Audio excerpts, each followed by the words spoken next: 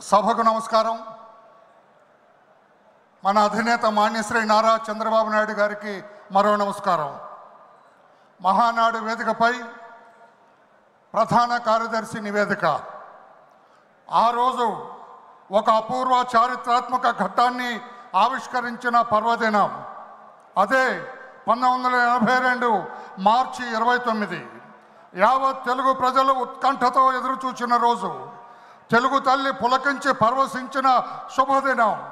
ఆనాడు అధికారంలో ఉన్న కాంగ్రెస్ పార్టీ అటు కేంద్రంలో ఇటు రాష్ట్రంలో తెలుగువాడి ఆత్మగౌరవాన్ని కించపరుస్తూ రాష్ట్ర నేతలను అడుగడుగున అవమానిస్తున్న వైనాన్ని గమనించిన తెలుగు జాతి ముద్దుబిడ్డ విశ్వవిఖ్యాత నట సార్వభౌముడు స్వర్గీయ నందమూరి తారక రామారావు గారు తెలుగుదేశం పార్టీని స్థాపించి 9 నెలల్లోనే తెలుగుదేశం పార్టీని అధికార పీఠాన అధిష్ఠింపజేసిన ఘన చరిత్ర మనందరికీ విదితమే.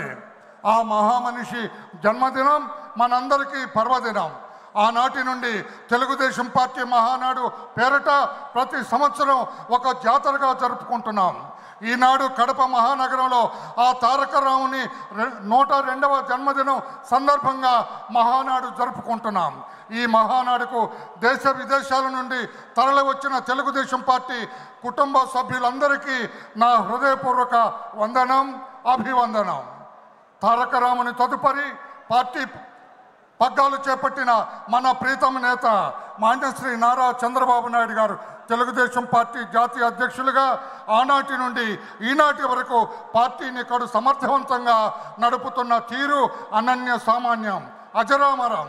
మొక్కవోని విశ్వాసంతో మన నేత అచంచల దీక్షతో గుండె ధైర్యంతో ఎన్నో ఆటుపోట్లను తట్టుకొని ఈనాడు విజయ పథంలో పార్టీని అధికార పీఠాన అధిష్ఠింపజేయటం అభినందనీయం.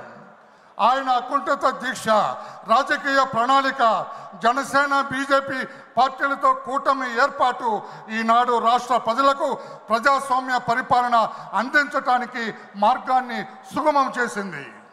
గత ప్రభుత్వం మన అధినేత పైన, ముఖ్య నాయకుల పైన తప్పుడు కేసులు పెడుతూ అడుగడుగున నిర్బంధిస్తూ పార్టీ మనుగడను ప్రశ్నార్థకంగా మార్చాలని ప్రయత్నించిన తరుణంలో మన అధినేత మాన్యశ్రీ నారా చంద్రబాబు నాయుడు గారు మొక్కవోని ధైర్యంతో ఈ అరాచక ప్రభుత్వాన్ని, ఆనాటి అరాచక ప్రభుత్వాన్ని ఎదిరించి కార్యకర్తలకు అండగా నిలిచి మనోధైర్యాన్ని నూరిపోసి తానే ముందుండి నిస్వార్థ సంకల్పం అనే ఆయుధాన్ని చేపట్టి ముందుకు నడిపించి పార్టీని అగ్రపీఠాన అధిష్ఠింపజేసింది వాస్తవం.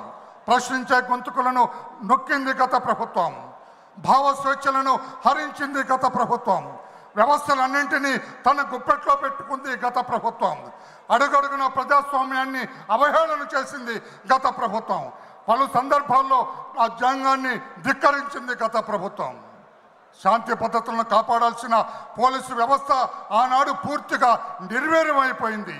ఈ విపత్కర పరిస్థితుల్లో మన అధినేత పలు దఫాలుగా ప్రజల మధ్యకు పోవాలని, అభద్రతా భావంతో ఉన్న మన ప్రజలకు అండగా నిలవాలని ఆ ప్రభుత్వం రాజ్యాంగ సంక్రమిత హక్కులను కూడా హరించి ప్రజాస్వామ్యాన్ని ఎగతాళి చేసింది. చివరకు మన అధినేత ప్రజా ప్రభంజన యాత్రలు నిలవరించాలని తప్పుడు కేసులు, తప్పుడు సాక్ష్యాలతో దొంగ కేసు పెట్టి మన అధినేతను అరెస్టు చేసి రాజమండ్రి సెంట్రల్ జైల్లో రిమాండ్ ఖైదీగా నిర్బంధించటం మనందరికీ విదితమే. రాష్ట్రం అట్టుడికిపోయింది. ఏమొచ్చిందిరా మీకు అని చిన్న పెద్ద తేడా లేకుండా రాష్ట్ర ప్రజలందరూ ఆనాటి ముఖ్యమంత్రిని తూర్పారబట్టారు. దేశ విదేశాల్లో నిరసనలు బహిరంగంగా రోడ్డెక్కాయి. నిజాయితీ లక్ష్యంగా, అవినీతి రహితంగా రాజకీయం చేస్తున్న మా చంద్రబాబును అరెస్టు చేస్తారా అని 108 దేశాల్లో ప్రజలు రోడ్డెక్కారు. అయినా మన నేతను ఆ దుష్ట ప్రభుత్వం 53 రోజులు జైల్లో నిర్బంధించగలిగారు. జైలు గోడలలో అసత్య కేసుల శృంఖలాలు తెంచుకొని బయటకు వచ్చిన చంద్రబాబుకు ఆ రోజున దారి పొడవునా ప్రజా ప్రభంజనం స్వాగతం పలికితే చంద్రబాబు గారికి వారి బాధాతప్త హృదయాల్లో పెళ్ళుబుక్కిన ఆనందాన్ని చాటుకొని ఆనాడు సాయంత్రం 5 గంటలకు బయలుదేరిన మన అధినేత కాన్వాయ్ ప్రజా స్పందనను ఛేదించుకొని మరుసటి రోజు ఉదయం 7 గంటలకు ఉండవల్లి నివాసానికి చేరితే ఆనాడే అర్థమైంది జగన్ తలరాత రాష్ట్ర ప్రజలు తిరగరాయిపోతున్నారని.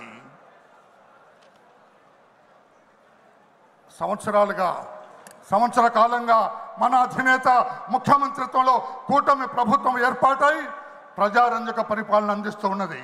పలు ప్రజాహిత కార్యక్రమాలను చేపట్టింది. అభాగ్యులై నిర్లిప్తతతో నిరాశ నిస్పృహలతో కొట్టుమిట్టాడుతున్న రాష్ట్ర ప్రజానీకానికి భరోసానిచ్చింది. ఇది ప్రజాస్వామ్య పరిపాలన అని నొక్కి ఒక్కాణించింది. సూపర్ 6 పథకాల ద్వారా ప్రజల గుండెల్లో ఆత్మస్థైర్యాన్ని నింపింది. P4 ప్రవేశంతో పేదరికం నిర్మూలన సదుద్దేశంతో ప్రతి ఇంట పారిశ్రామికవేత్తలను తయారు చేయాలని సంకల్పించింది. మెగా డిఎస్సి ద్వారా నిరుద్యోగులకు శుభవార్తనిచ్చింది. నోటిఫికేషన్ విడుదల చేసింది. ల్యాండ్ టైటిలింగ్ యాక్ట్ రద్దు చేసి రైతులకు ఊరట కల్పించింది. మహిళలకు దీపం పథకం కింద 3 గ్యాస్ సిలిండర్లు ఇచ్చి వారి ఇళ్లలో వెలుగు నింపింది. రేపో మాపో బస్సుల్లో మహిళలకు ఉచిత ప్రయాణానికి నాంది పలకబోతుంది. తల్లికి వందనం రేపటి విద్యా సంవత్సరాల ప్రారంభం నుండి అమలు చేయబోతుంది. రైతుకు అన్నదాత సుఖీభవ ద్వారా నగదు అందించబోతుంది. రాష్ట్రమంతా శాంతి భద్రతలు సజావుగా సాగుతున్నాయి. మత సామరస్యం వెల్లివిరిచింది. మహిళలపై అఘాత్యాలు అరాచకాలు పూర్తిగా తగ్గుముఖం పట్టాయి. దళితులు, గిరిజనులు, వెనుకబడిన వర్గాలు, మహిళలు ఈ ప్రభుత్వం నీడన సుఖ ప్రయాణం సాగిస్తూ ఉన్నారు. ఈ పవిత్ర సమయాన ఈ మహాసభ చారిత్రాత్మకమైన నిర్ణయాలు తీసుకోవాల్సిన ఆవశ్యకత ఉందని మీ అందరికీ విజ్ఞప్తి చేస్తూ ఉన్నా. 1, అధినేత నాయకత్వంలో మరో ఆలోచనకు తావివ్వక ముందుకు నడిచి తెలుగుదేశం పార్టీ పతాక నిరంతరం రెపరెపలాడేటట్లుగా మనందరం పాలు పంచుకోవాలి.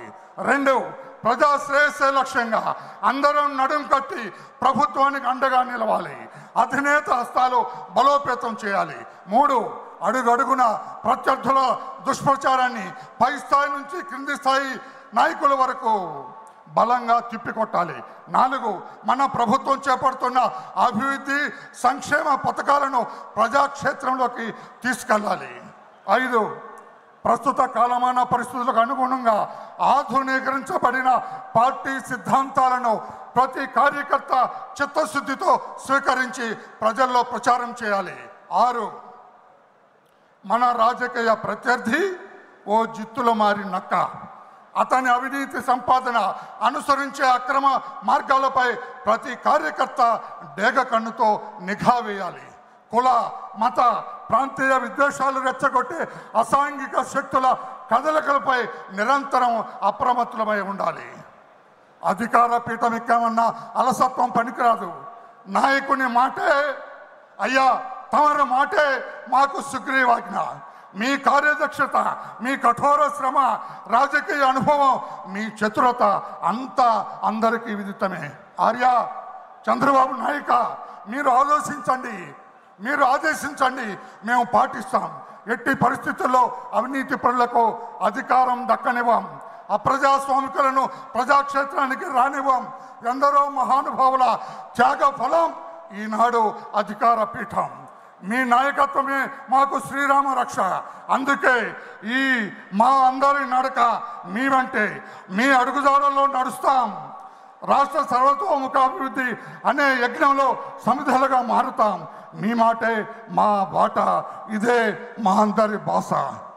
మహానాడు వేదికపై ఇందరు మహారథుల సమక్షంలో జాతీయ ప్రధాన కార్యదర్శిగా ఈ సభకు నివేదిక అర్పించే అవకాశాన్ని అతి సామాన్యుడైన నాకు ఇచ్చిన మీకు, మీ ఔదార్యానికి సర్వదా కృతజ్ఞతలు తెలియజేస్తూ ఈ సభ వద్ద సెలవు తీసుకుంటున్న వర్ల రామయ్య.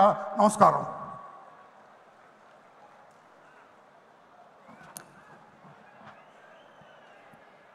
తర్వాత తెలుగుదేశం పార్టీకి సంబంధించినటువంటి